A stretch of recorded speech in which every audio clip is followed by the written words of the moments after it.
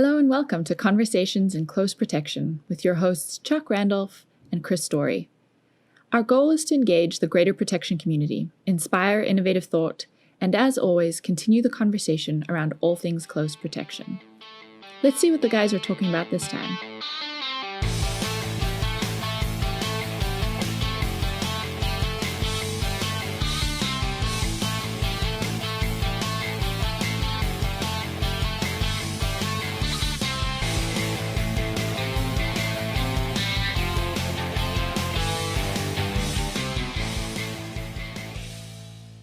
Greetings and welcome to Conversations in Close Protection Shop Talk September edition. My name is Chuck Randolph.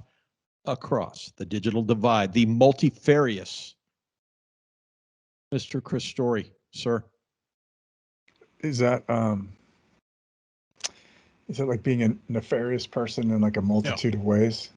No, it is not that. Just you can look it up. It's good. Multifarious. But what if I wanted to be that? You can. The nefariously multifarious, Mr. Chris Story. How about that? Fair enough. The Ferris Bueller. Okay, that's awesome. How are you, sir? Where are you? You home? You in studios, California studios, or? Yep. Home. Happy. Home. Freaking first day of autumn. Awesome. Hopeful. Not looking. Time change around the corner. Not looking forward to that. Yeah, I think we could do without that. Yeah, I mean, I don't know. I was down in, as you know, I was down in Texas CICP studios last week, talking to some old boy at the bar, and we started talking about time change. He's like, "We don't have that here," and I was thinking, I will not miss the 4:30 at night dark when you go to bed, dark in the afternoon, dark when you go to work, just dark. So I'm looking forward to a little 80 degrees all the time or plus and more light for sure. Yeah, I'm not a fan of the old daylight savings time at all. No, not. It's not awesome. Which is funny because almost every state in the nation has voted to get rid of it, and yet we do nothing. And I'm sure that'll be the swing campaign, freaking keynote or whatnot. It'll be the thing. It'll be like, here's the deal. I plan on you're in. Yeah. Well, we won't have daylight saving anymore. Okay. Well, we vote for you. I actually think that's a bipartisan issue we could all get around, though. No. Somebody would protest. One of these idiots will make it freaking political. Let's not do that. Okay. So we've got edition of Shop Talk, where we find some interesting things we've either talked about on the pod before or things that are happening now that we think is important. Actually, quite a few things that we saw. So why don't we just get right into some of the items we found? Okay. Freaking send it. Yeah, I think one thing right off the bat is this new ISO risk management for travel risk I think it just came out in September. ISO 31030. If you're in corporate security leadership, risk management, risk intelligence, EP, insert your risk position here. I think it's probably a pretty important standard to be familiar with. The idea is it's a guideline that's going to provide foundation and route maps to benchmark for travel security programs. And I, for one, am a fan of ISO because we talk a lot about standards and benchmarks on this podcast. And ISO is in my humble opinion, it's one of the closest things we have to benchmarks and standards that we can go off of right now. I agree. Although I think that was kind of a big flex for, 4 minutes into the podcast and you're freaking dropping an ISO 3100 standard. Get at it. Jesus, what people are like, where are we? No, I agree. I think that one of the better things about the ISO is the international piece into it and the fact that most corporate entities, subscribe to that and it's identifiable. More importantly, it's easily accessible by anyone, right? All you have to do is look it up and it's pretty easy to follow the standard. So I think, even if you don't follow it in its entirety, it still provides that guideline to make sure that you're able to benchmark at some level, depending on the size of your program or not, right? So I think super important to do so. As well, I would say, go ahead. Well, you see a lot of, I see a lot of surveys, I'm sure you do too, that come across my desk from organizations saying, what are you doing? What are you doing? What are you doing? And a lot of times I refer folks to the ISO, like whether it's 9,000 or something, and say, what are you doing? Even if you're a US based company, you can look at the ISO and say, whether it's security or business operations or something, and get a baseline, like you're saying, from which you can say, okay, well, at least we'll put a line in the sand here. We can work from this. Right. Well, I think so. The thing that makes me ask the question is at some point ISO, and I don't know if it's reached that point yet, but it'll be a self-licking ice cream cone, right? So, yeah, like we were having standards because we have standards, right? So, what this ISO 3100 it makes me, or 31,000, excuse me, makes me ask is who lobbied to put this in there, right? Because essentially travel security hasn't necessarily been that big of a deal, although organizations promote duty of care. And I think the question isn't rhetorical, but it also isn't accusatory. It's just a question, right? It's just a question. Yeah, like, so what brought it on? Right, what brought it on, and was it a duty of care function? Because that's kind of an area where most organizations haven't really I mean, they get it. It's a buzzword, and it's a buzzword for security people, and it's definitely a buzzword for security vendors who are saying, "Hey, you're not providing duty of care to your people," and that's usually an accepted or acceptable risk for the organization. But I would say, what brought it on? It's good that it's there, and essentially, there's really no. I mean, I'm not sure who's going to accuse you of not following the standard, or there's really no requirement to do so. But now that it's published, it's easy for somebody to point to say, hey, well, here's a internationally recognized and accepted standard, and you failed to follow it. So, therefore you're liable or negligent or whatever, God forbid negligent, but in some way responsible, right? So I think that's kind of the important piece to pull out of this. Well, and I think you're right. In one sense, the good piece is, hey, it gives you a place from which you can start. It gives you a place from which, if you're a small or medium-sized company, and these ISO standards are meant to scale up or down, whether you're a massive company or a small mom and pop, you can take something from it and say, here's how we're going to organize ourselves for success. Now, you're right. The flip side is, what did Shakespeare say first? Kill all the lawyers. But, whatever you make out there becomes litigious, and the idea of duty of care is huge. I mean, I think I went back and looked, and they started working on this, and somebody could correct me if I'm wrong, back in June of 2018, because my first thought, Chris, was like, oh, you did this because of COVID. But then I was like, okay, let's go back and look. So back in June of 2018, that's pre-COVID, somebody was taking a look at it, at least the technical committee or whomever was responsible for that. I think it was the TC at ISO, to say, okay, let's look and try to come up with a baseline for continuity, for data protection when traveling, for business in high-risk locations, effective risk controls and mitigations.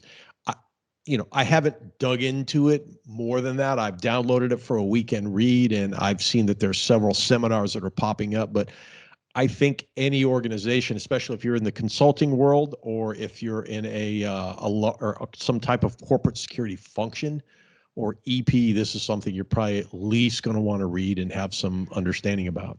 Yeah, I think it lends a certain level of credibility to anybody. This might be the tipping point for anybody who's trying to start a program, or at least show some level of, I don't like to use the word justification, but show documentation to support promoting a travel security, or at least just some level of awareness, right?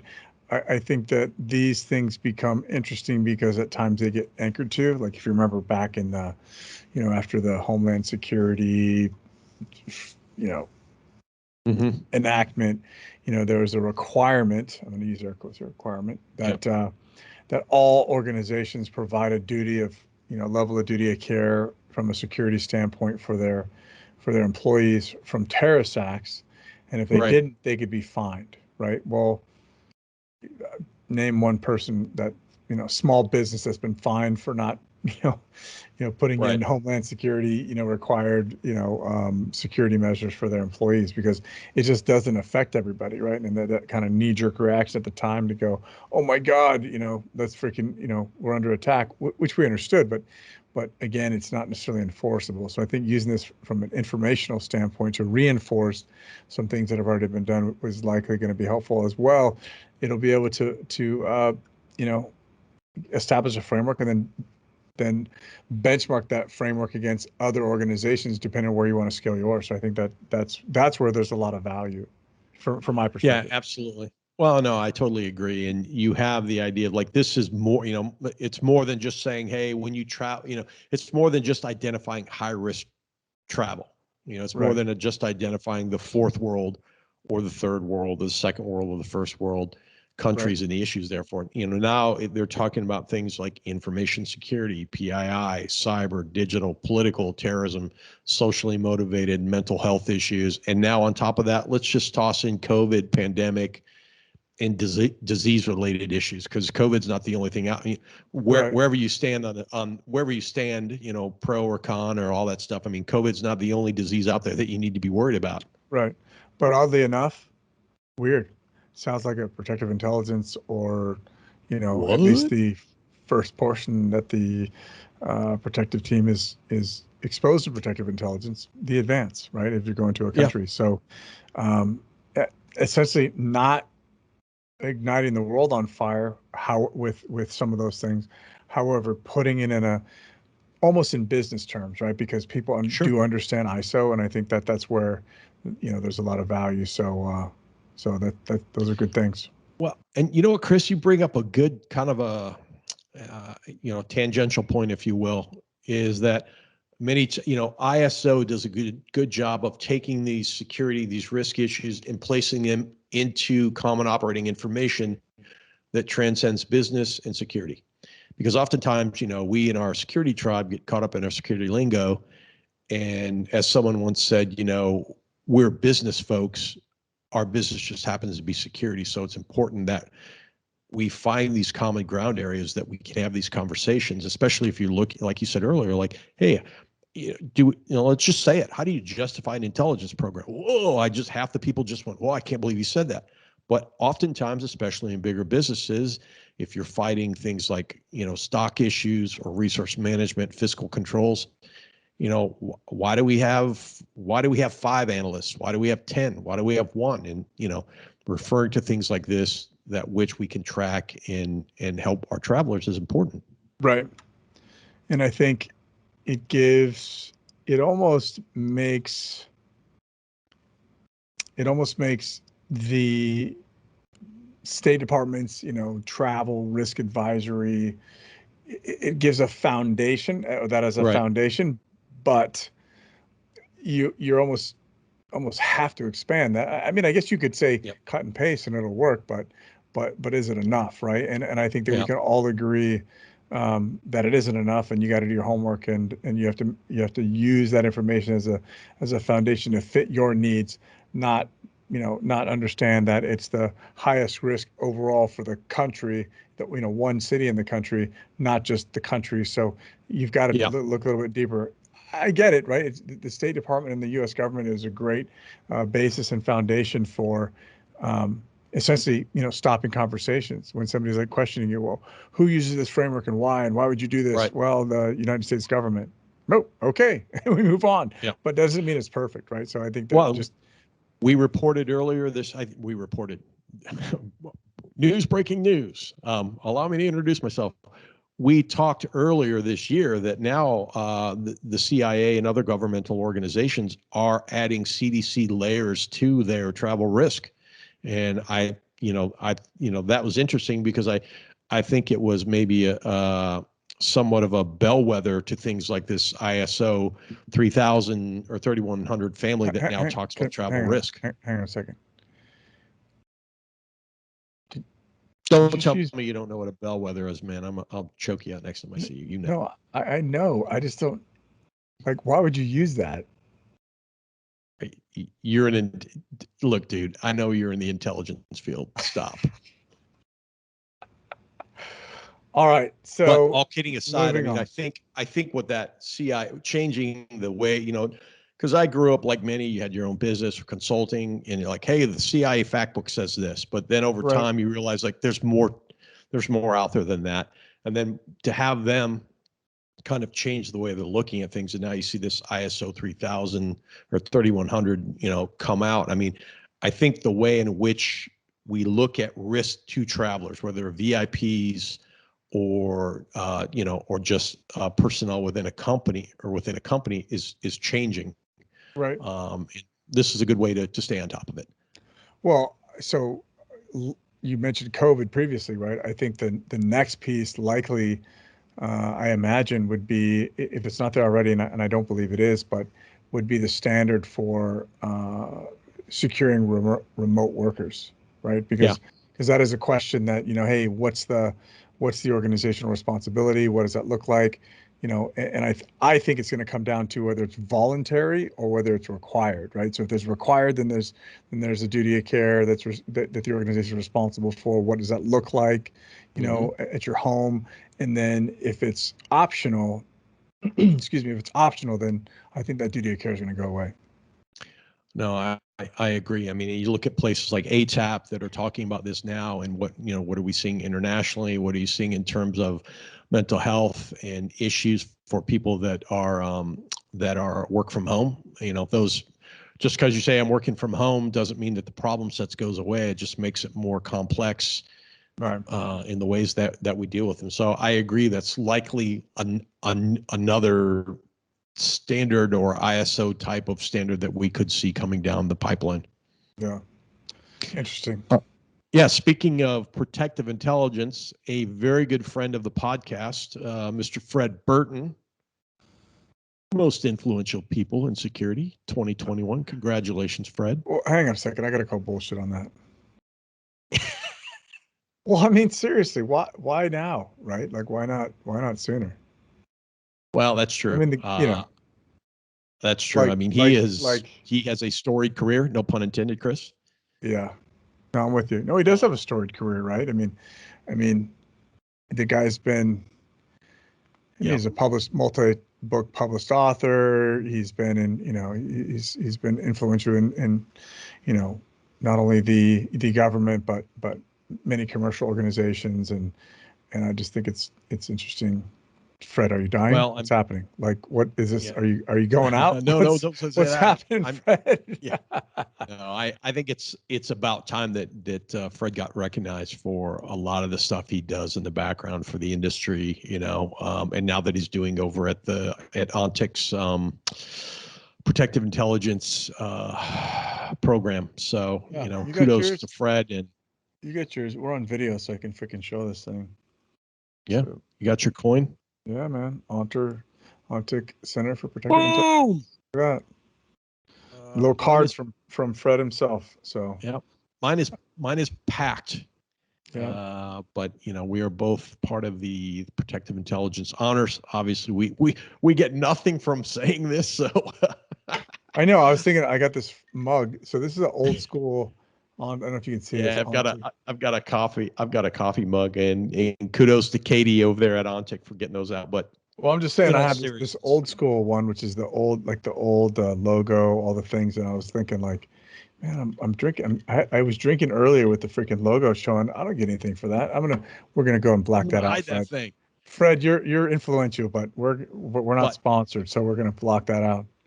But you know what? I've followed Fred. I mean, back when he was I read most of his books, and then back when he was at Stratfor before it became Rain. I mean, I've followed Fred a long time, so I do agree. It's about time that he got the honors, and of course, we're glad for our good friend and colleague Fred, and proud of him and all the work he's done. Yep, congratulations, Fred. What's next on this? Did you see this report about Israel killed Iran's top nuclear scientist with a remote sniper rifle? Yeah. Did you happen to see that? So I saw that. I think I saw it a couple months ago. Yeah. When it popped out, and I was like, wow, that's kind of cool. And I was thinking, you know what I was thinking? What's the movie that there are two movies that they use this in? Oh, yeah. The It was Jackal. Carlos the Jackal, right? It was the Yep. Jackal The and the one with, wasn't it that one where it was Matthew Fox was the Yep. dirty Secret Service agent or whatever, and they did a remote Yep. rifle or something. Oh, and what do you call it? Bob Lee Swagger. Oh, yeah, yeah, yeah. What I was don't. that? I read the book series, so I don't remember. It was Mark Yeah. Wahlberg in the movie. Shit, I forget. I have to look it up. No. God, you know what? Whatever. Gosh. Anyways, they use No, remote I know what you're sniper. talking about. You can look Yeah. it up. Yeah. But I So, thought it was anyways, interesting. I mean, just to kind of relook at that. I mean, you and I were talking earlier. I think we were texting or something earlier about it, and the idea was, again, allegedly reported that they want to assassinate this individual from 1,000 miles away using a satellite-controlled machine gun capable of shooting up to 600 rounds per minute, according to the Times. I mean, that's equivalent to what kind of weapon system would you think? like a saw Mark 40. I mean, I don't know. Like we don't have anything that shoots that slow, really. But M60 was right Yeah. about that. So here's the freaking problem, right? Is that they say remote sniper rifle in the headline, and then in the body of it, they're like, and it shoots 600 rounds a minute. It's like, all right, freaking stop, right? But so I think there's two things that are at play here. Number one is the fact that it was done per se, right? Yep. And then I think it was interesting. Filippo Marino posted in Conversation Close Protection um, group on Facebook Mm-hmm. about how some folks have really made careers out of the whole Harryhausen deal. A What? singular, level of attack that could have been prevented by one man stands alone, saving the universe, whatever, right? One So, man. anyways, One man national asset. he says, so he stated in his post that, hey, here's another thing that's going to last another 30 years, right? As everybody's just trying to defeat this thing.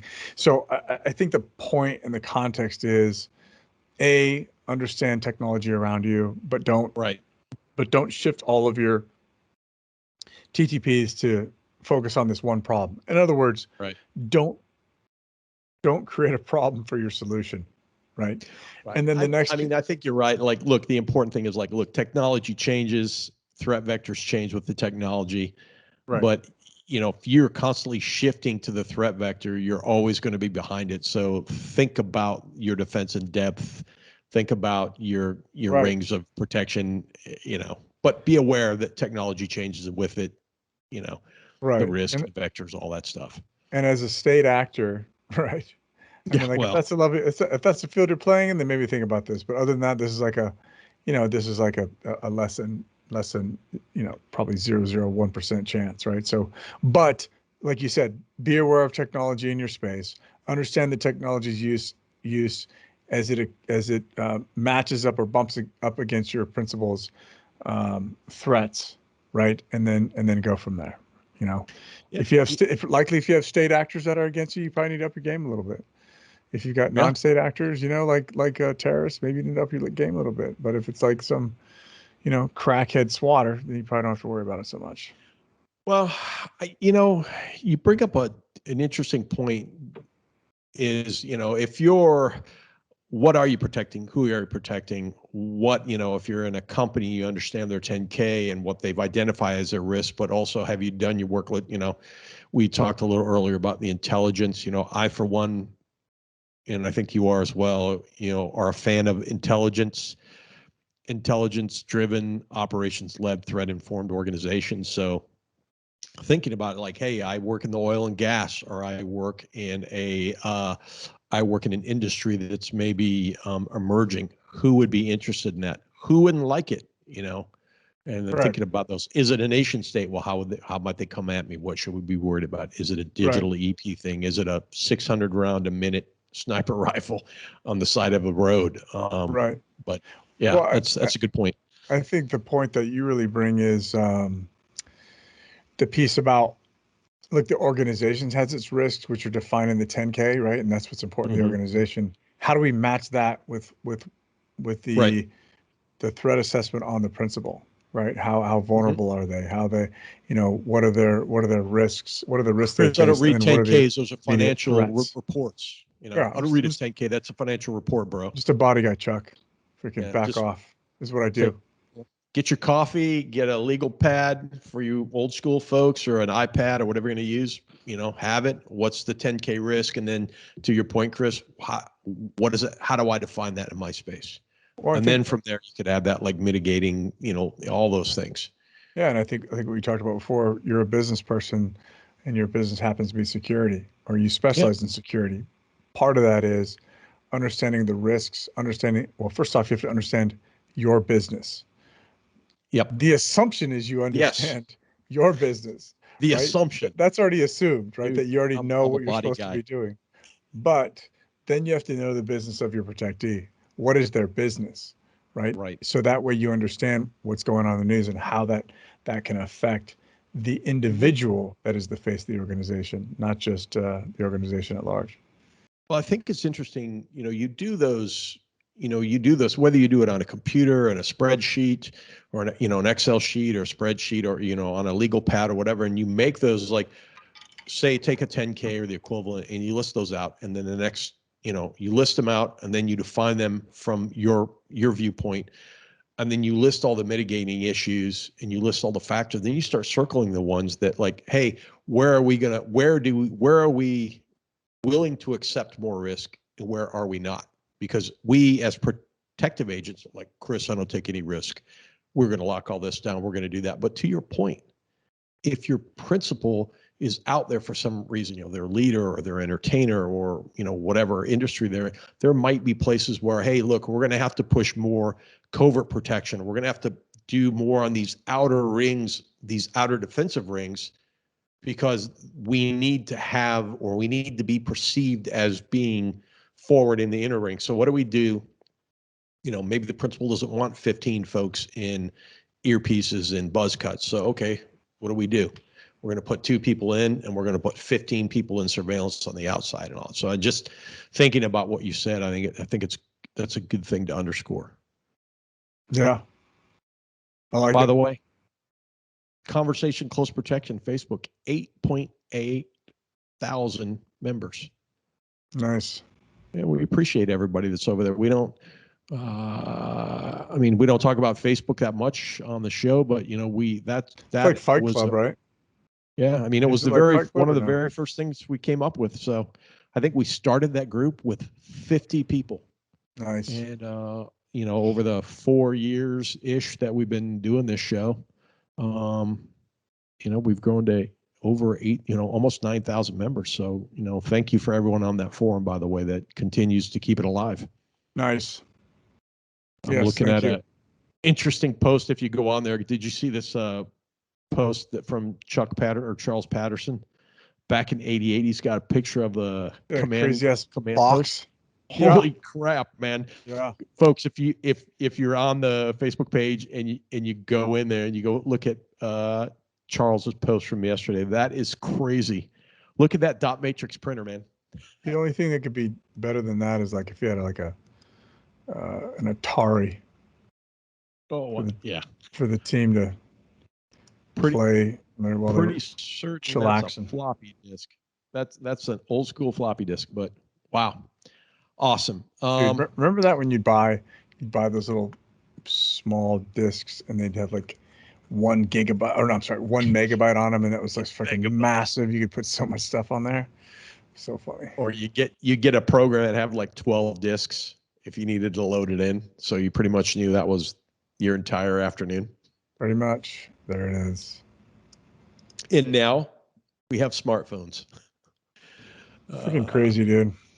Oh man, it is. And well, like we said before, technology, a burden and a benefit all at the same moment. Yep. We have been following and we've been talking about the assassination of the Haitian president. And it, our good friend, another good friend of the podcast, we had him on this year, Patrick Kane, pushed an interesting article our way that came from the Miami Miami Miami Herald. Herald. Yeah. Yeah. And I guess we should push all these articles, Chris, on our LinkedIn page and maybe the Facebook page once we get this posted. But interesting article about the assassination. A little bit more information's come to light, and apparently, the president was very paranoid. He was worried about grenade dropping drones, as the highlight says, and some other things. Did you get a chance to look over this article at all? Yeah, I mean, kind of following it kind of loosely. There's been a lot of other things going on, and so a couple of things that kind of stick out to me.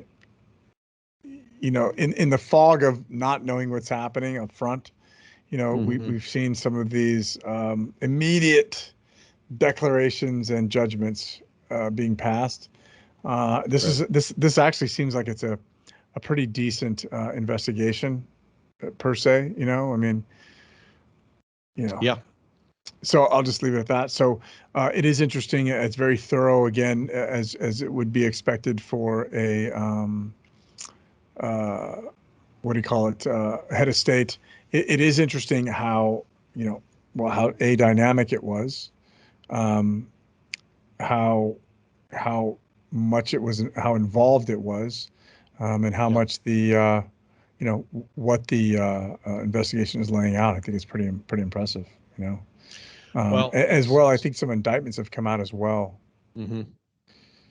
Well, it says in the Miami Herald article, Haitian President Moise was an easy target, far more vulnerable to an attack by his own guards and a team of former Colombian soldiers than first thought in the immediate aftermath of the July 7th assassination, according to a 124-page Haitian National Police report obtained by the Miami Herald. Right. Love to read that 124 pages. But definitely shows that he ran his own surveillance system. During that night, apparently he had called, again, this is all alleged as reported by the Miami Herald, says he was not only fatally wounded after being shot multiple times, but also severely beaten. So somebody, strong message sent, no pun intended. Yeah, somebody was definitely drinking the haterade on that one. So it'll be interesting to see how it all shakes out. I think it is very, very interesting. And to be honest with you, I'm glad that this is still in the news. We have a tendency only to read what's in the news, and then as soon as it's not important, quote unquote, important anymore, or it's out of sight, out of mind, it's all over and we move on, right? A la the Kabul evacuation. You could name a bunch of other things that as soon as they're out of the news, people assume that it's over with and just kind of like, they're looking for the next thing. So I'm happy that this is being unpacked and laid out. It seems pretty interesting. I'd almost trust a investigative report at this time more than maybe a government one, just because. Yeah. Who knows, right? But again, it seems it's very, very interesting, and I think we'll continue to follow this until it's completely done. I will say it is very interesting. Now I know a couple of the guys on the detail. Will not share names, but interesting. Like when his wife came back, there were no Haitians on the team. Right. Well, I mean, it's interesting, and even the Herald article points out that it's going very slow since the initial indictments. But I think it's important, and I'm glad, I'm glad to see that this continues to be in the news. It's something that we continue to look at and to follow. There's a lot of things, regardless of how you feel about the former president. There's a lot of things that come out of this that we can learn from, both in the .gov space and the .com space. So more to follow for sure. Yeah, it's interesting that overall it seemed like the President Moise, he knew he was working with kind of on borrowed time, right? Yeah. I don't believe. Well, I mean, on some level, he thought that he could be forcibly removed in terms of like an assassination, which is where some of his fears were. But it really seemed like he was trying to stem it politically, which is, or actually not politically, I would say with his own power. He wasn't trying to do it. It seemed like he was trying to do it through force, but through his own authority. Exactly. So it's interesting, and I hope to read the report in its entirety when it comes out.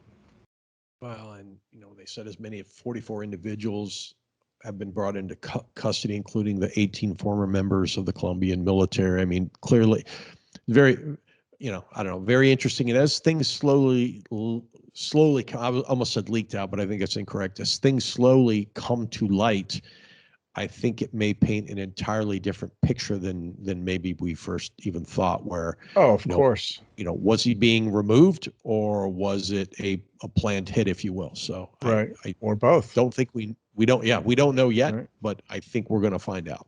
But I still think so a couple of things between the governor of Virginia, right, and who was the governor of Michigan, right? Those two that were targets by the well, I don't remember whatever their name was, the right wing six, the far right extremist groups. Yes. So there's 6 people, right? And then you have 20 plus some insiders and some planners and all of these other things. Again, so that's 2 instances within 6 months, right? I'd say about 6 months. I'd say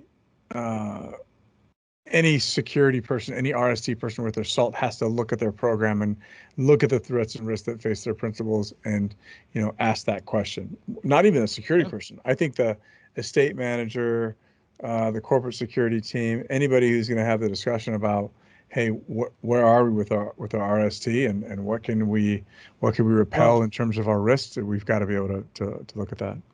And I think, it also goes back, like we were talking earlier, protective intelligence. Hey, what is out there on me? Has anybody performed any type of open source vulnerability assessment that would show me with $10 in a Google account, what can somebody find on me? We know that several House and representatives and senators, people showed up at their homes simply because they were able to find them through open source work.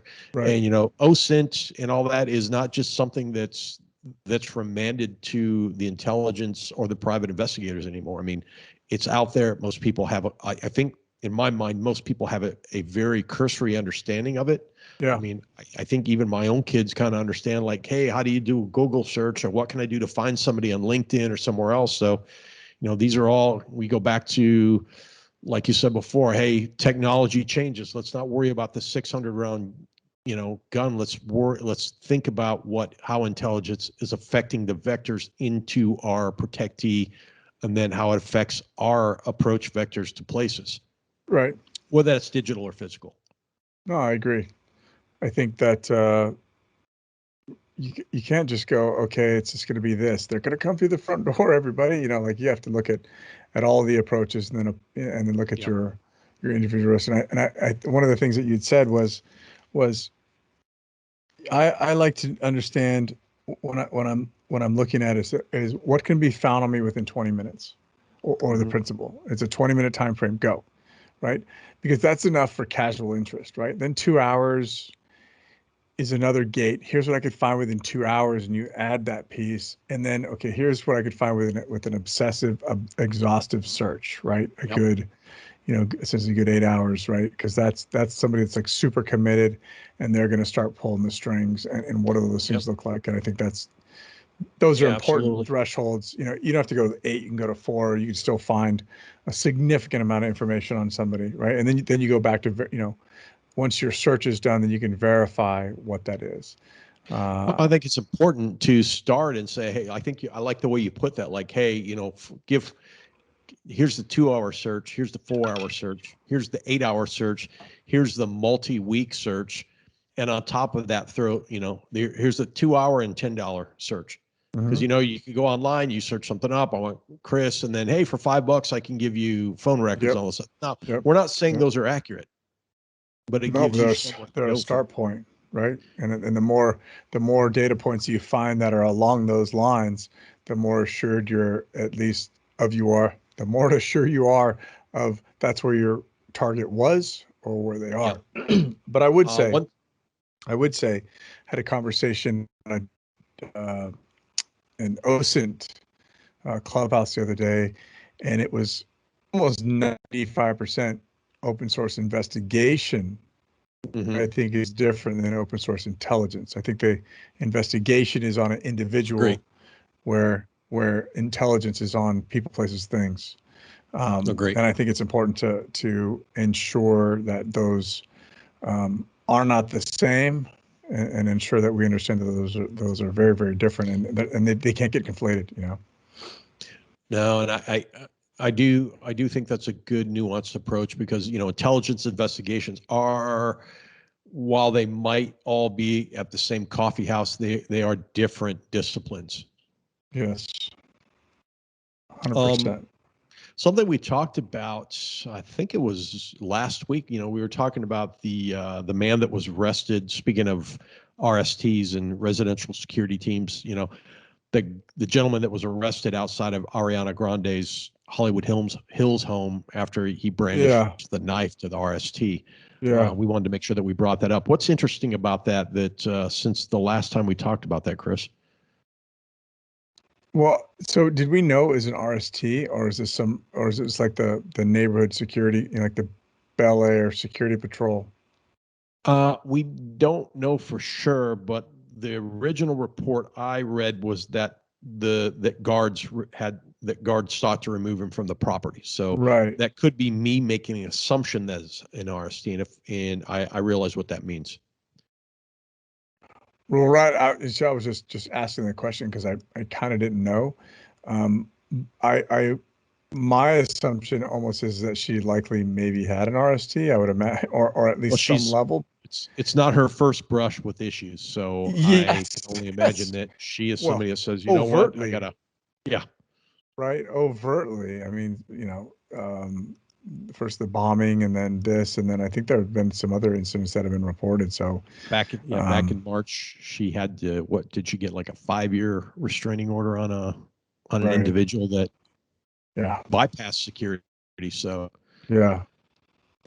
Well, I think that's the thing that we've talked about this a couple of times, and I don't want to beat a dead horse, but I think it's interesting in that, like I can follow Chuck Randolph all the time and understand what he's doing and what he's wearing and where he was and who he's in love with and all the things. And then suddenly, like we have a relationship, right? Because I've followed you and I've done all these mhm, things. And then I'm like, hey, Chuck, you know, it's like when, yep, what was it? When Chris Farley was interviewing, when you do those interviews, like, hey, do you remember when you kind of did this? Yeah, I remember that. Yeah, that was cool. Right? Like, yeah, what was it? Patrick Swayze or something? I can't remember yeah, yeah, his.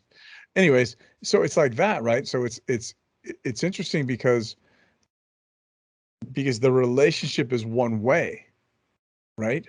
yeah, Like, so I go, but Chuck, not to hey, them. here's all the things, bro. Like, we've Yep, been through this, and especially if, with a singer, where you can go, hey, your lyrics brought me through whatever pain I was having, and I just need to share that with you, and you're like, yeah, right on, bro. Yeah, later, and then suddenly I feel, our feelings are imbalanced.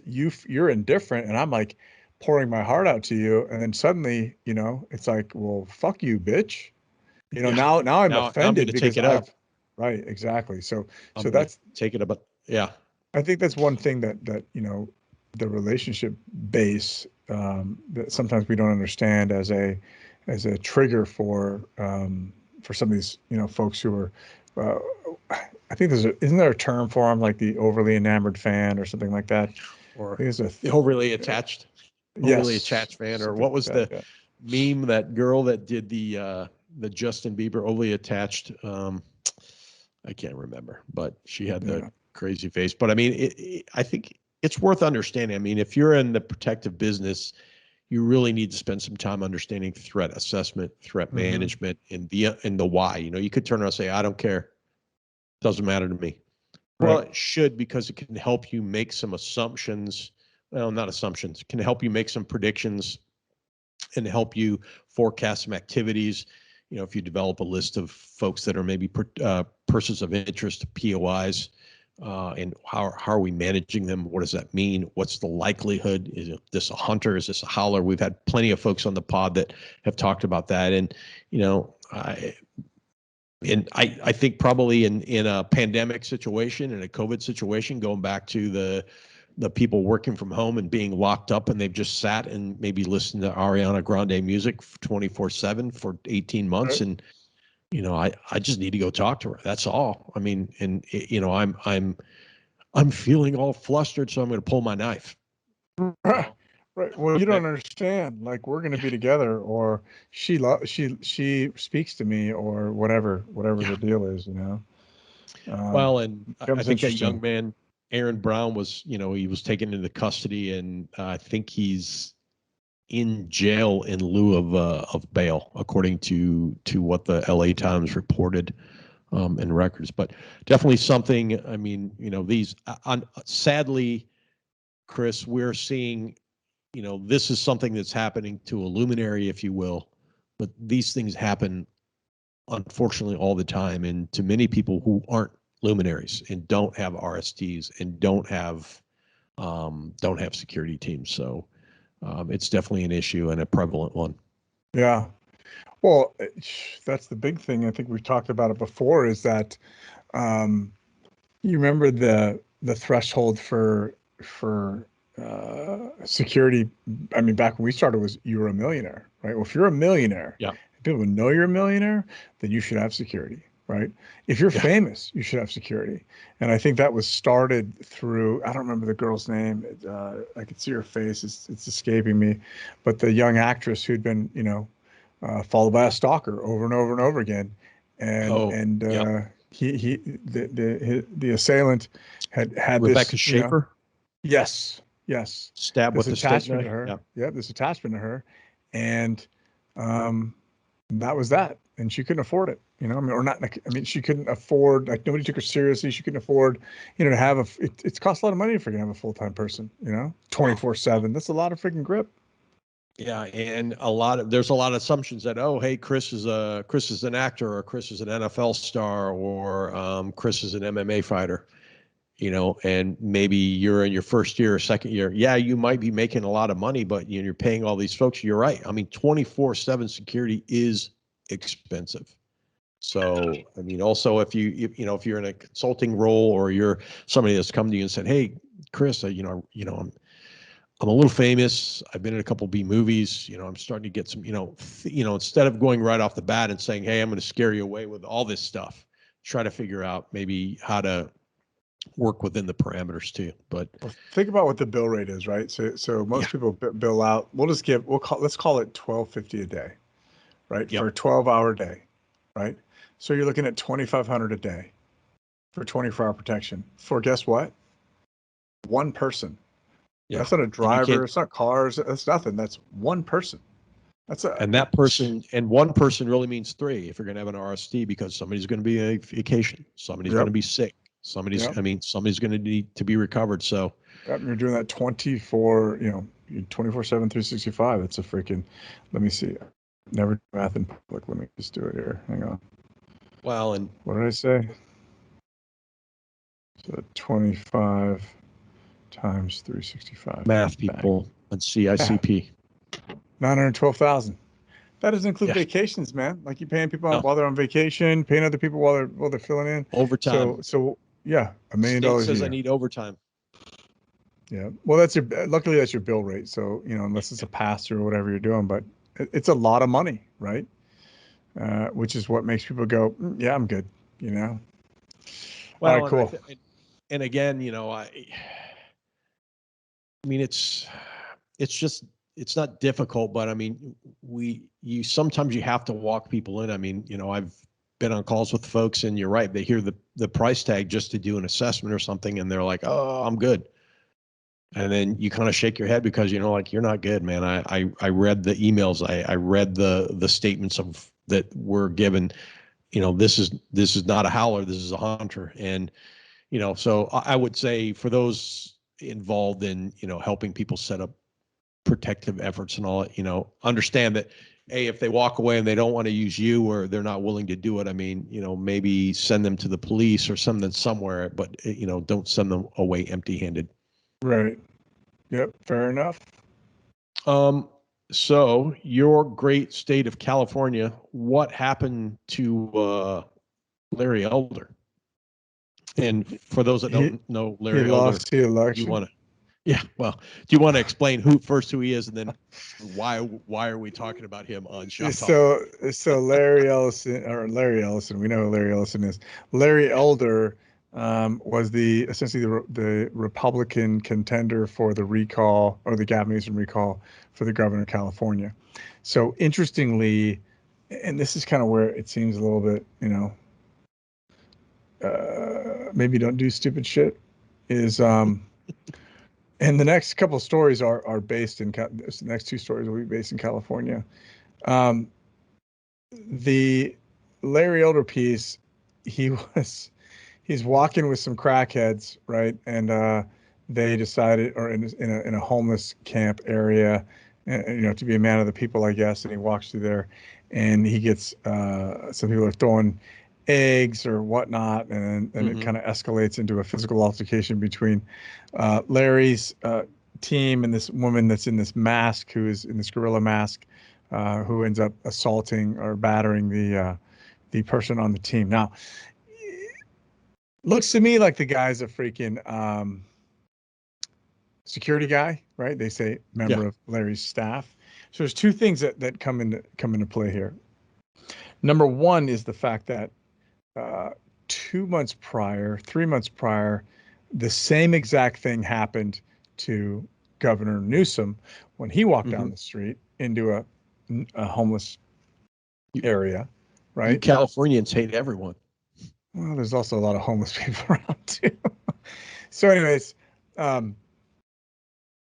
and so that was a response, right? So, an attack, like I think he threw a water ball at him and he hit him, and he ended up having a cut lip or something like that. So, and then, somebody throws eggs.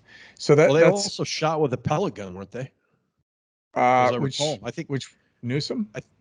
No, not Newsom. Sorry, the Elder one. Elders. Yeah. So, I mean, there's a lot going on here and a lot of escalation. The crazy thing about all of this is I would say lackadaisical, but I'm just going to say the complete lack of response by his security staff.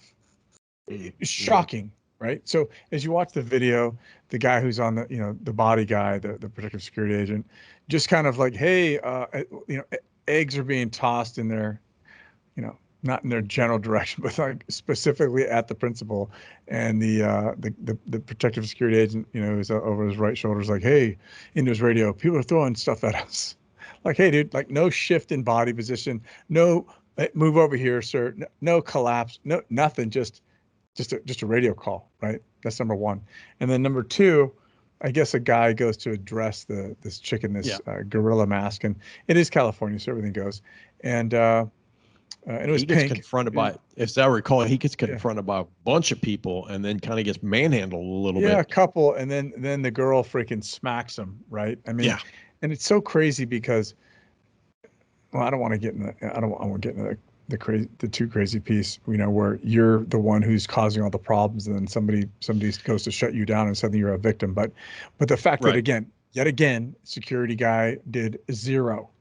I mean, somebody's got to have some issues to work out. Well, like, and hello. I have to be clear. I mean, I don't know. I mean, were these volunteer folks? Were they people that were paid? Were they trained? Were they not? We don't know anything about them. But certainly, the activity exacerbates the situation. I think you're right. So, yeah. Hey, so not I'm going to go helpful. confront them. Why? Just keep moving and get to the car. It's clearly closer than it. All of a sudden, they're like, "Oh, the car's right over there. Why do we stop and talk to these people? Keep moving. Yeah. Increase the perimeter. To increase the bubble. Get the VIP in the car, and let's get out of here." Yeah, and I think, like we talked about in the last Shop Talk, there's somebody that's like, where there's flour, blood, whatever, right? In the UK, there's milkshakes. Somebody goes around tossing milkshakes on politicians, and the guy's rolling with a like a 5-person diamond, and literally the only guy on the street with a cup is the guy they miss. It's not awesome, man. I mean, you got to feel for pretty much everybody, especially the guy who's like looking for everybody and just misses the guy right there until the freaking milkshake goes over his shoulder and drills the dude. It's like I slow mean, motion. Short, yeah, he's like, short, oh my, short. yep, and he's like, in his mind, he's like, I gotta get on Indeed like right now before this video goes Yeah. out. That Anyways, milkshake did not bring all the boys to the yard. it did Just going to not. say that. That's so awkward. Anyways, so I think we talk about overperforming and underperforming, and I think Yeah. clearly an example of underperforming across the board. Um, you know, uh, bulldozing four people, probably not the best ever, but here's an example of that. So that's unfortunate. So moving on through California, we have Well, Newsom assaulted yeah. So in Oakland. yeah, we talked about that a little bit. I Yeah. mean, I just think it was interesting that it was um, the same I've got an assault situation, for right? you. I've got an assault for you. Right, I've got an assault. right. Everyone gets assaulted. Right. So importantly, I think that the next piece that's really more important with that is that earlier last month there was a photo that was pushed around on social media, and I know a lot of people had seen it. Was a young woman leaning out a car with holding an AK, right? And Oh, that was in yeah. San Francisco, right? So again, the and of course there was no what do you call it, context, right? I will say Right. it's a freaking sweet car, Cadillac CTSV, Mm-hmm. but no context, but just understanding, like, these neighborhoods in these cities in California, like you talked about, the threat vectors, the threats are completely changing, and we see in one state, actually in the Bay Area in itself, we see two politicians attacked. Yes, they're homeless people, but we also see people roll into the streets boldly enough, to be hanging out the window with an AK. Well, There's a lot going you on. saw in Oakland and San Francisco, both, you've seen videos of people just like smash and grab while people are in the car at an intersection. I mean, it's, Right. and what we were just talking about earlier on, and with ISO 3100, and now you're looking at, like you said, like, hey, California, oh no, that's first world, everything's great. Oakland, well, that's a major microcosm issue. Or San Right. Francisco, Right. maybe up here in the Pacific Northwest, you have issues in areas of Seattle. I mean, it's But you see the Bay the Area, face most of people see risk the is, Bay Area as like happy, happy, joy, joy, never, never land, nobody do anything to us. And there's this, you have, Silicon Valley, and it kind of pushes up into downtown San Francisco, because everybody likes, but it's what I would say, it's the frog in boiling water syndrome up there. Somebody up there is something's going to happen, and it's going to be completely sideways. And there's going to be, everybody's going to go like, we never saw that coming, you know? yeah. Like, here you go, right here. Like, who throws a water bottle at the governor? I mean, come on, man. I mean, yes, somebody threw a shoe at George Bush, but that was a little bit different. Yeah, but I mean, it's interesting. I think also, there's a lot, and we've talked about it before, there's a lot of issues that are boiling up, and I think we continue to see that, that are exacerbated by media and other things, and it's going to continue to drive. Risk is no longer one size fits all. I mean, it goes back to you've got to take time and understand oh, hey, Chris, I go to San Francisco all the time, it's great. Maybe it's not. Yep. I go to Chicago all the time. Great. Where in Chicago? Yeah. That's So.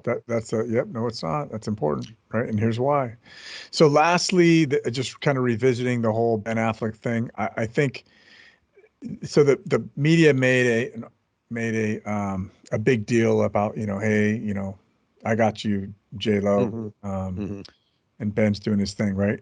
Cool thing is, I put the link in the show notes, but there's a TMC kind of photo expose. It's only a couple photos, but man, you kind of feel for the security guy, because one of them is like completely out of position, and there's a bunch of other armed people that are standing around. And again, I'm not passing judgment, but the dude with the photo with the fucking camera. It looks like a vagrant, like, He like how can and you he meet the guy? How but can you miss well, him? if you look at that TMZ photo, all I can think of is like Affleck's looking at him and go, "Did you not see the accountant? And by the Yeah, way, I'm Batman." yeah, yeah. I'm about to freaking bring the pain, and then the security guy just kind of like help reduce his overall liability. But there's literally one, two, three armed security people trailing. They look like, is it Cavanieri?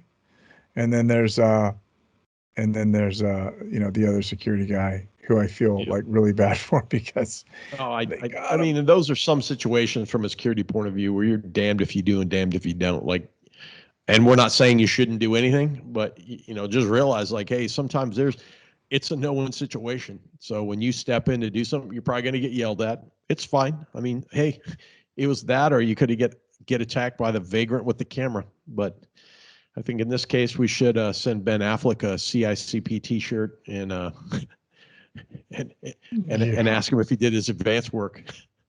yeah. Well, maybe. Well, What else you got? we had one more that we put out that I think we had talked about in an earlier episode about the issue in was it the shootout in Florida, Yes. Yep. the Brevard County, Yep. Yeah. and they released the video of the traffic stop that turned into that shootout with the guy described. I mean, I think what was it, the ABC 7 down there described him as a violent career criminal. Yeah. Yeah. It's crazy because, I think if you look at the human interest piece, routine traffic stop, 3 adults and a 2-month-old infant, and the violent career criminal jumps out and and Mm-hmm. and fires on the officers, and then, Yeah. like, I mean, from almost point blank arm's length range, and I think the only thing that saved everybody is that the dude's weapon jammed in some way, shape, or form, Yep. or malfunctioned. And so, then the guy uses it as a bludgeon, essentially handing one of the officers quite a severe beating. And then once they kind of reattacked or reoriented, the second officer, fatally dispatched the subject. So important here, and again, we've talked about this before, but I think the reason I'm bringing it up again is when we think that we're going to kind of fall back on our level of training, right? Mm-hmm. It never works out the way we think it will. Right, here are two officers, the same sheriff's deputies that were trained in the same academy, right? Trained in the same Mm-hmm. post standards, trained in all the same things, and a variable gets in between them. And the reason that there's two officers there is one to provide backup and for them to work as essentially a two-person team, and it freaking folded very, Yep. very quickly, not because, well, really because of the variable of the suspect, right, or the Yeah. subject, Well, right? There's an the impact there, the violent audacity of the subject, when right? he comes around the police car and bludgeons the officer. I mean, I probably completely unexpected at that time. Like, hey, his weapon jammed. You think, and he comes around the side of the car and then bludgeons him, and then the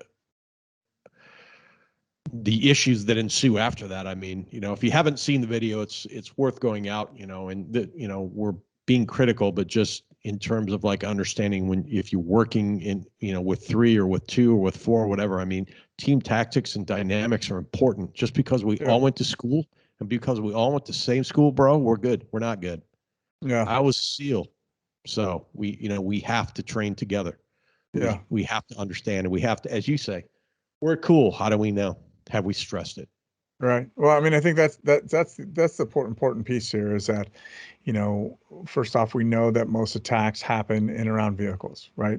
You know, Right. so if that's the deal and we're in traffic and we're in the Bay Area or wherever we are and we're a target of opportunity or a target in terms of what would happen if you happen to be caught in traffic behind that whole thing going down, right? Like, Mhm. what do you do? What does it look like? How do you maintain Well, situational awareness? How do you maintain your distance? How do you maintain your tactical advantage, whether or not you are armed or unarmed? What about what Chris, happens if you're, that's a really good point you make there. We're a team. This happens. Okay, we can sit around and debate the officers' tactics, and we've been commenting on them. But also, I think that's a really good thing to say is like, okay, let's put ourselves in that. We're behind that car with our principal. Maybe we have two cars. Maybe set up the scenario and quickly whiteboard it or walk through and say, what would we do? What would we think? What would we tell our driver to do? Are we in an armored car? Are we armed? Are we not? Because if we're armed, do we support the officers? Do we not? Do we get off the X? All the potential things that you could think of and walk them through to the as far as you can, because that might help inform your own training as a right? team. That's a really good point, Chris. Right. Well, the other piece is that, now we have principals that self-drive, right? So what happens Yeah. if your principal is self-driving, he's caught up in that, or he's behind that, or whatever the case is, and you're not in a two-car package, you've allowed vehicles in between you, you've done whatever, and now traffic is shut Yeah. down and you're trying to move to your principal. What does that look like, right? So Yeah. from those two-person tactics, how do you provide support? What does it look like, and how do you train to that? And I think those become very, very important. We're not being necessarily critical of the officers. Really, we're trying to lay out facts in what happened, in that they were essentially ambushed as somebody bails out of a vehicle and goes to try to ensure his escape point blank.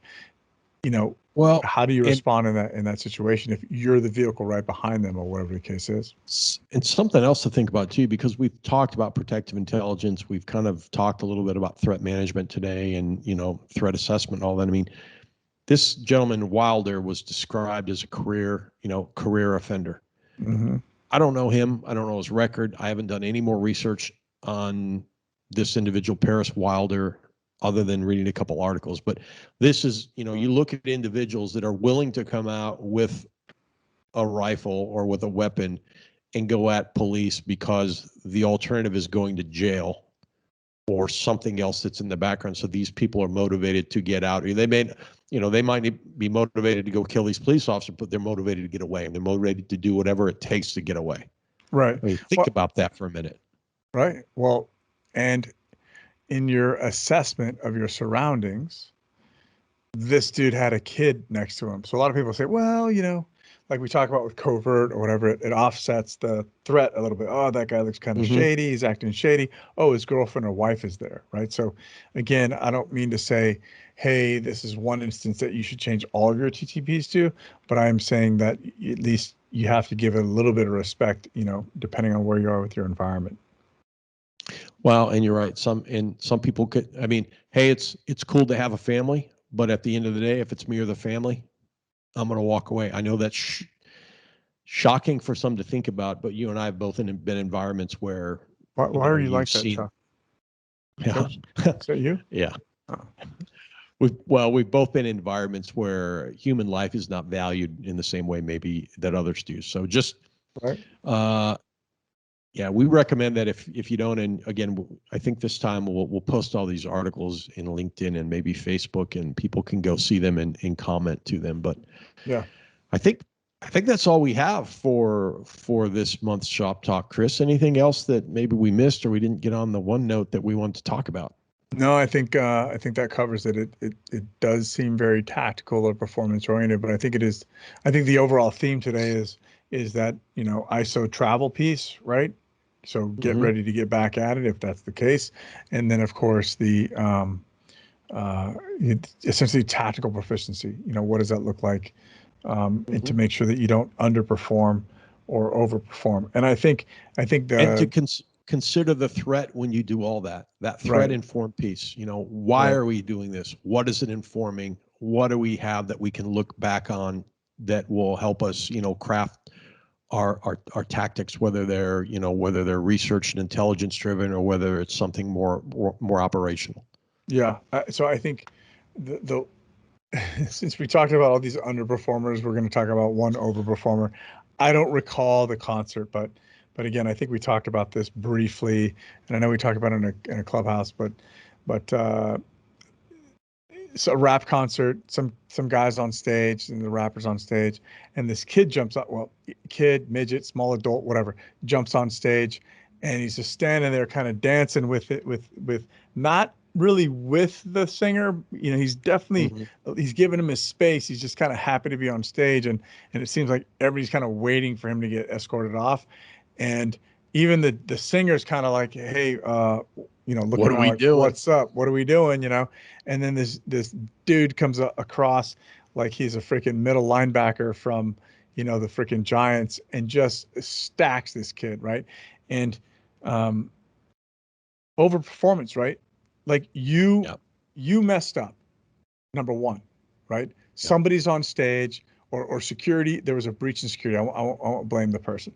There's a breach. Right. Somebody's on stage, not supposed to be, and then suddenly they get blasted, right? So, okay, sure. I know that anybody else coming up there is going to go, shh, I don't want that to happen to me. So there's a level of deterrence involved, but what is that? What does that look like? And it reminds me of a thing we had talked about, I think, last year, which, you know, they're on an elevated stage as a female performer, and some dude just freaking, again, pops this kid off the stage, and they fall at 9 to 12 feet into the onto the cement and breaks their freaking leg. Like, what did that check cost everybody when you could just grab the dude or person and escort them off stage? Like, come on, man, freaking get your shit straight. Art. It's an art, and one size that does not fit all. And so that's we should also find that video if we can and post it on there, because I'll try to find it. I'll try to find it. Yeah. Awesome. All right. Well, I think we've shot the bolt. I know you're an arrow guy now, so you've been out there working hard. So appreciate that. I'm sorry, compound bow. It's been freaking awesome. Compound bows are really cool. Okay, here's something stupid. Let me. Did I explain this? I didn't explain this yet. So I didn't know going into it that there's a little thing called a rear peep sight, right? I had no idea. So I'm out there freaking, and I'm doing pretty good, but I'm like, all right, I don't understand why I have to be so freaking close here. And so I'm talking to Burmeister, and he's like, hey, dummy.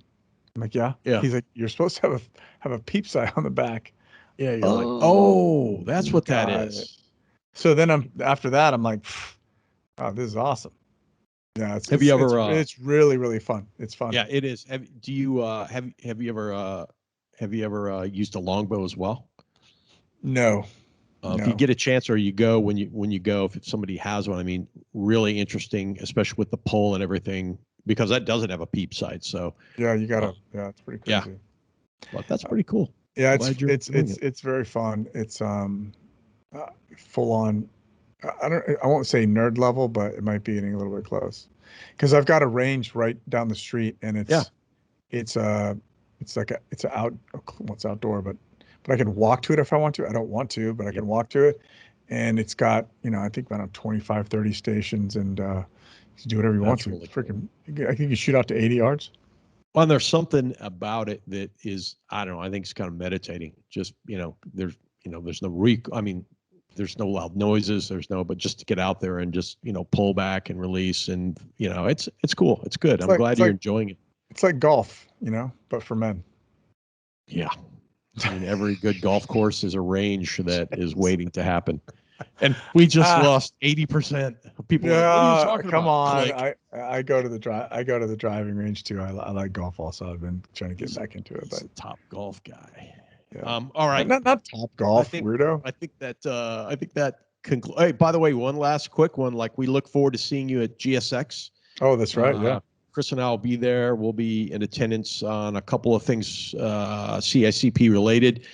If you see us, stop, say hi, shake our hand, let us know what you think of the podcast. If you have ideas, if anything's going wrong, go see Chris. Yeah, I am the complaint department. Happy to help. He's got the compound bow. Exactly. But having said that, this has been the September Shop Talk edition of Conversations in Close Protection. My name is Chuck Randolph, and of course, across the digital divide, Robin Hood himself, the multifarious Mr. Chris Story. With that, wash your hands, watch your six, and keep your heads down. And good times. You've been listening to an episode of Conversations in Close Protection.